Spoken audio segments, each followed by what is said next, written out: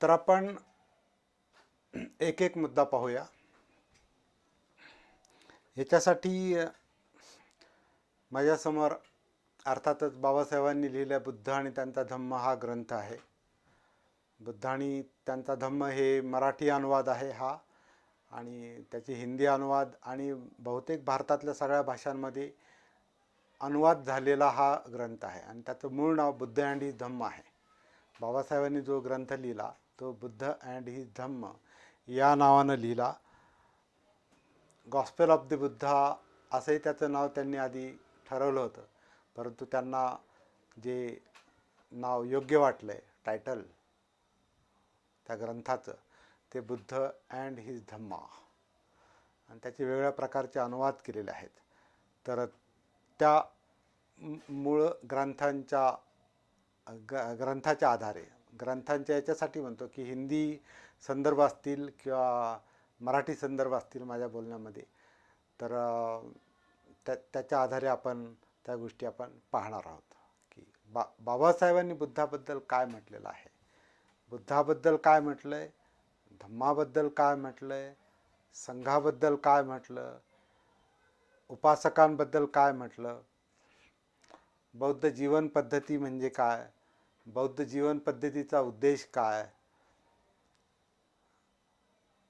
बुद्धांचं जन्मापासून तर महापरिनिर्वाणापर्यंत जे काही त्याचं जे चित्रण आहे ते बाबासाहेबांनी कोणत्या पद्धतीनं केलेलं आहे आणि त्यांचा अर्थ काय, हा एक माझ्या दृष्टीनं खूप महत्त्वाचा मुद्दा मला वाटतो. की बाबासाहेबांनी जे ज्या क्रमानं बुद्धाचं जीवन सांगितलं आहे आणि ज्या क्रमानं बुद्धांची शिकवण संकलित केलेली आहे आणि संघाचं स्वरूप सांगितलेलं आहे, ह्या गोष्टी जगात दुसरं कोणी सांगितलेल्या नाहीत. थोडीशी वाईट गोष्ट अशी आहे की बाबासाहेबांनी जेव्हा हा ग्रंथ लिहिला त्यावेळेला त्याची मॅन्युस्क्रिप्ट जी आहे, हस्तलिखित जे आहे, हे जगातल्या 60 विद्वानांना त्यांनी त्या प्रती पाठवल्या होत्या. 60 प्रती मॅन्युस्क्रिप्ट म्हणजे छापायच्या अगोदर परीक्षणासाठी. तर त्या 60 विद्वानांपैकी एकानंही बाबासाहेबांना उत्तर दिलं नाही.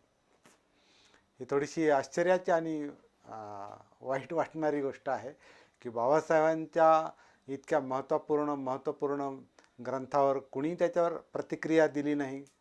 याचं एक कारण असं असू शकतं की बाबासाहेबांनी त्यांच्या ग्रंथामध्ये बौद्ध धर्माच्या परंपरेला एक प्रकारे विधायक तडा दिलेला आहे, विधायक वळण दिलेलं आहे, जे इतर कुणी दिलेलं नाही.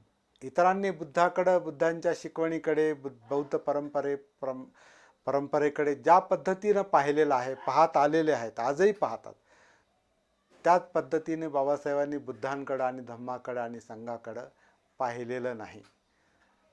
ही गोष्ट आपल्याला अगोदर आत्ता लक्षात घेण्याची गोष्ट आहे 64 वर्षानंतर. आणि हे बाबासाहेबांच्या बौद्ध धर्माच्या आकलनाचं आणि लिखाणाचं वेगळेपण आहे. ते वेगळेपण आता लक्षात घेण्याची गरज आहे. पहिला मुद्दा, उदाहरणार्थ जसं आता बाबासाहेबांनी त्यांच्या ग्रंथातल्या जी प्रस्तावना आहे त्या प्रस्तावनेत त्यांनी काही प्रश्न असे निर्माण केलेत की या प्रश्नांवर चर्चा करा असं त्यांनी म्हटलेलं आहे.